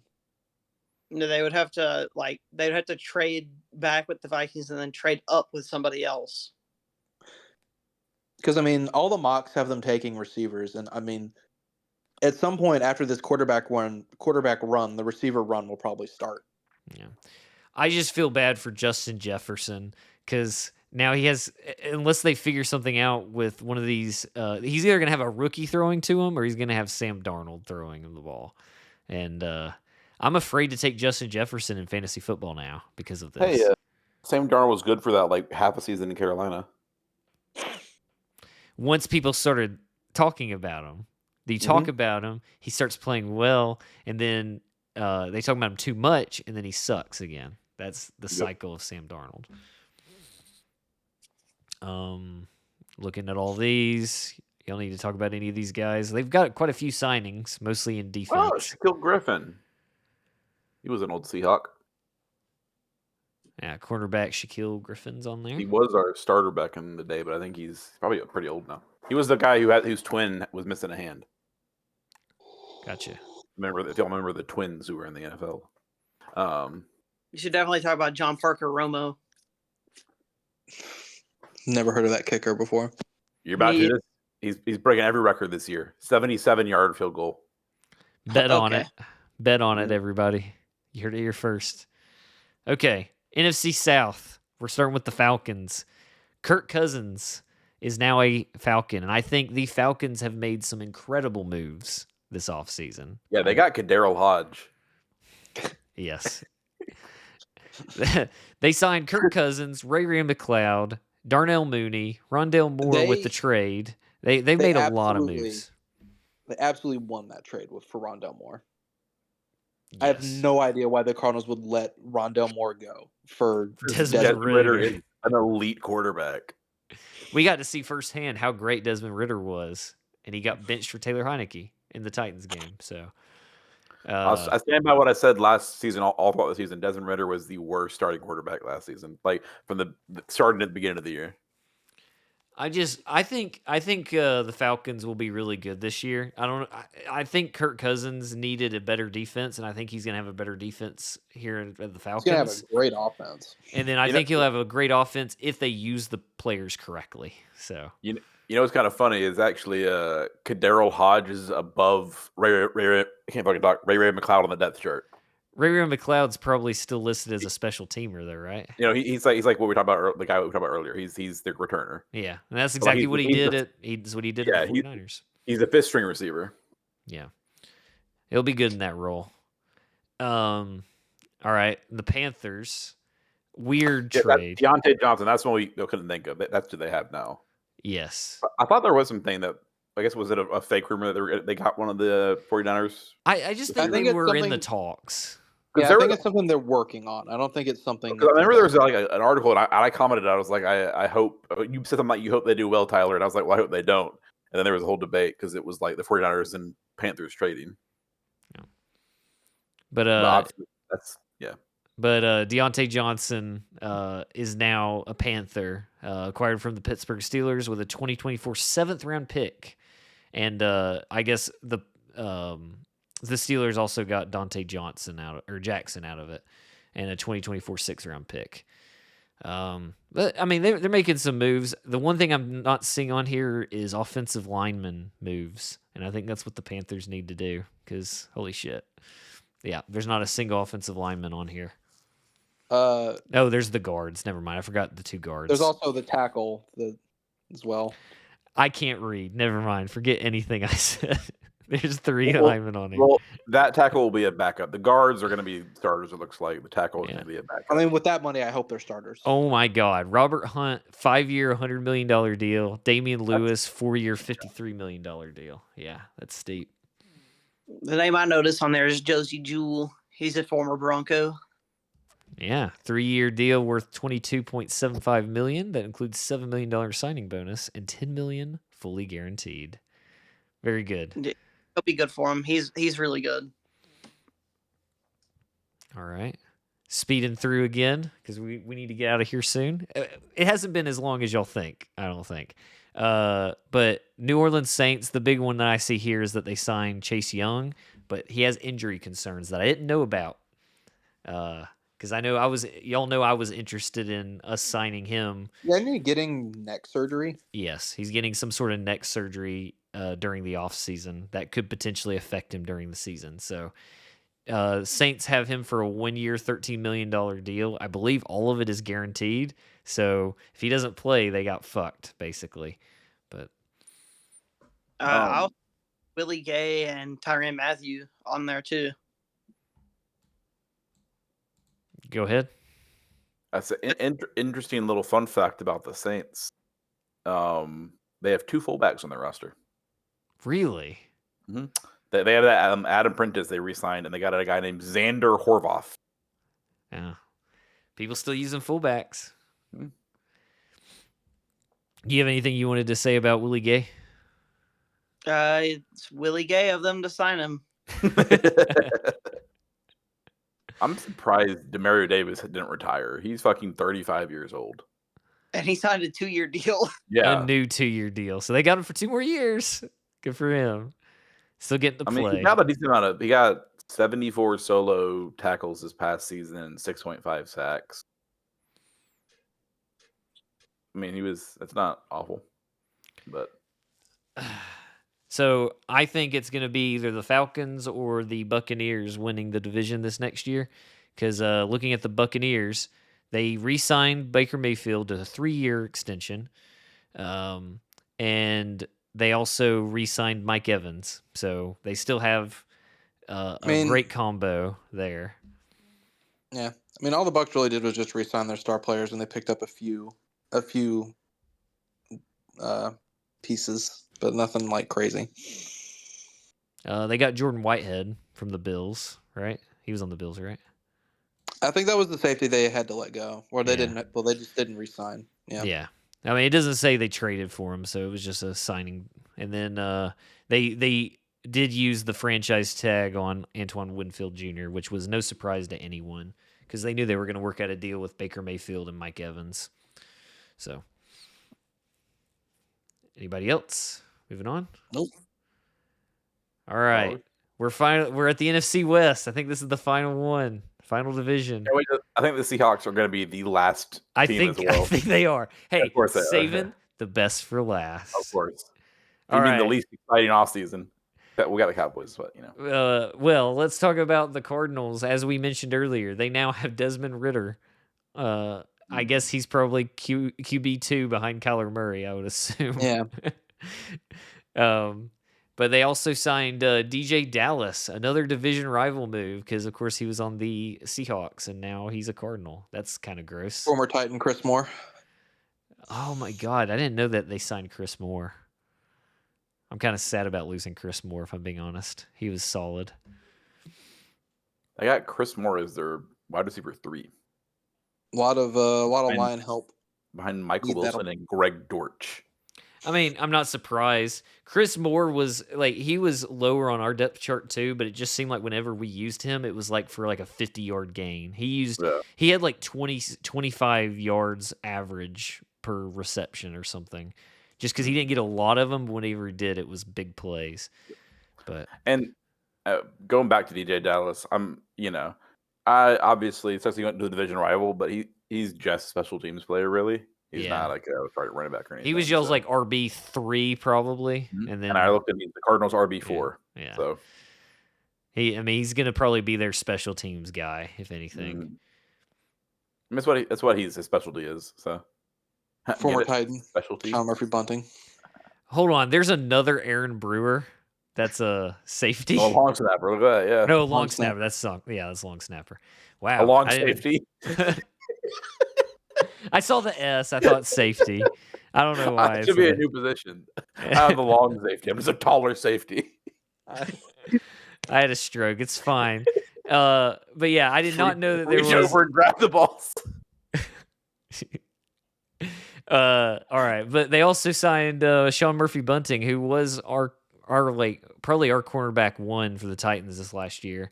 I was a little sad that we didn't re-sign him, but then with the moves that we made, I'm kind of happy he's gone because I think we have better options. But they signed him to a 3-year deal, and he was also a former Buccaneer, former Super Bowl champion, Sean Murphy Bunting. So, all right. Yep, y'all are last.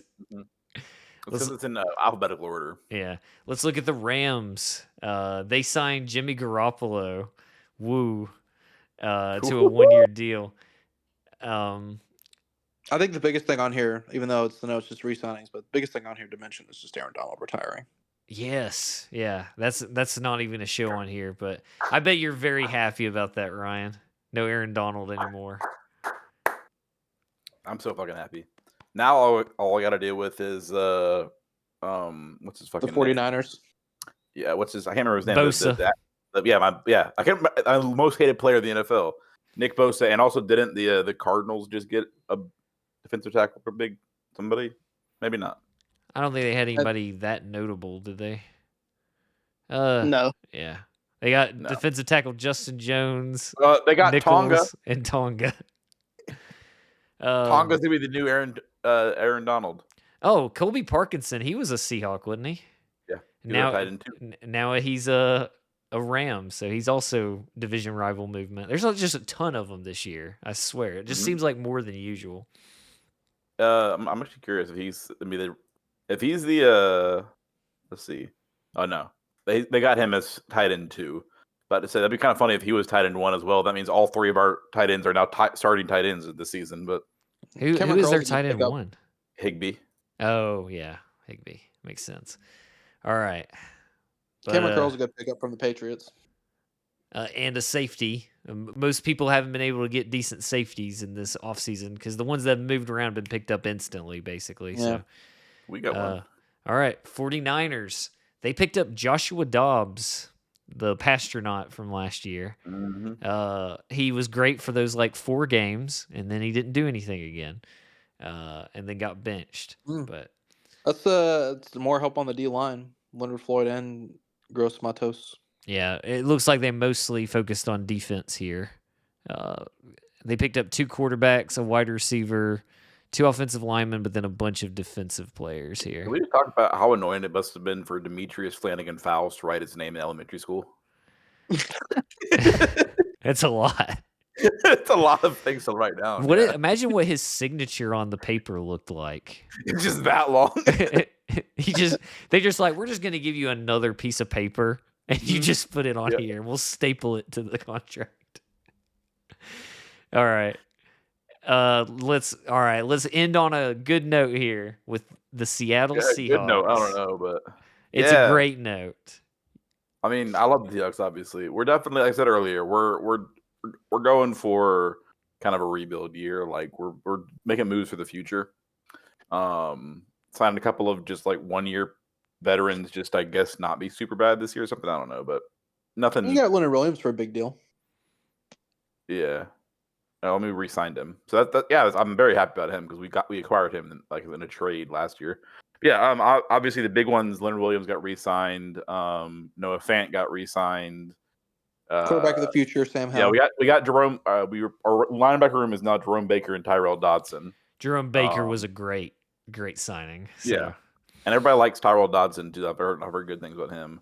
And then Rayshawn Jenkins was a big sign. We got rid of our two safeties, our safety room in the offseason. We got rid of Quandre Diggs and Jamal Adams. So Rayshawn Jenkins, he's just like a veteran, I think, from the Jaguars, and he's kind of like a 1-year deal or some shit. So, yeah. But we haven't signed any other safeties, so we still need another safety from somewhere. Draft maybe. Isn't what's his face Simmons still out there? Simmons is still out there. Yeah. So I mean, hey, we need another safety. But yeah, obviously, I feel like the most notable. I mean, obviously, they're all moves. Like, I'm happiest about the Leonard Williams. That's what I'm the happiest about, honestly. But I think the biggest one is, of course, Sam Howell. Like, nobody really saw that fucking coming. I don't think at all. I had not heard anything. Everybody in the Seahawks Twitter was like, "Oh yeah, we're gonna draft like Penix or some shit, probably." Like, we all thought we were gonna draft a quarterback. Y'all might still, honestly. It may not be in the first round. Y'all might get one of the later quarterbacks. Yeah, like I don't want to waste our pick 16 on a quarterback anymore. Because Sam Howell, I'm not mad at it. I think he's gonna sit behind Geno for a year or two, which is what I want him to do as well. I know I get on about how like Geno can be inconsistent, but I still love Geno at the end of the day. And honestly, he's a great guy. Like, if you see him on Twitter and stuff, he like congratulated Sam Howell by like getting traded. He's not like, he's not an asshole. He's a person I actually like. But he's gonna sit behind Geno for a year or so. And Sam Howell actually had he had over 4,000 passing yards last year. Passing yard leader for a while. Yeah, 21 passing touchdowns. He just threw 21 interceptions. Yeah. That's the downside. But also, he was with the Commanders, who once again are just a shitty organization. He got tackled probably 1,000 times too. Like, yeah, he did not have good offensive linemen protecting him too. So, I still think Sam Howell has a chance at being good. It's just maybe this will be a better situation for him. Yeah, and we also picked up. Talking offensive line, George Fant was a decently big pickup too. He's a good offensive tackle. Yeah. So I'm not mad at our moves so far. They're not super exciting. I mean, the Sam Howell one's kind of interesting, but like they're not super exciting right now. But I am not mad at it. But we're not going very far this year.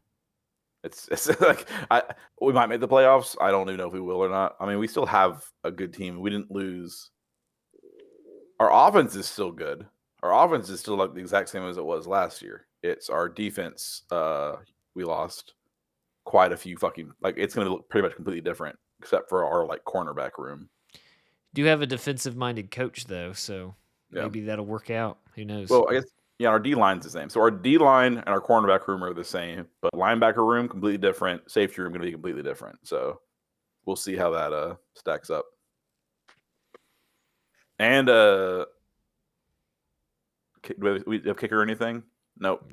We didn't even recycle. Apparently, we got Jason Myers on like a long contract. Then I think y'all do. Y'all have had him for. We've had him for only a couple of years. Yeah, a couple of years. He's probably still got another year too. But our punter also is really good. We like him, so I think he's been Michael Dixon is our punter, and he's been around for a while. But yeah, I'm not mad with the offseason so far. Could be more exciting, but it's fine. All right. Well, guys, that's it. That is the whole list.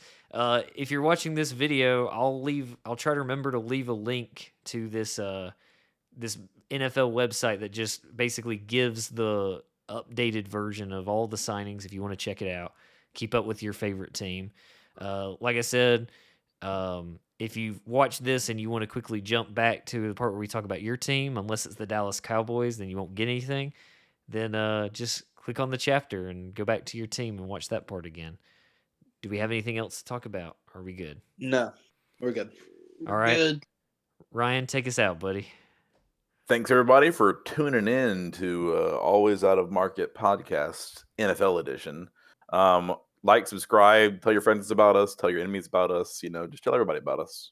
Podcast on 3. 1, 2, 3. Podcast. Podcast.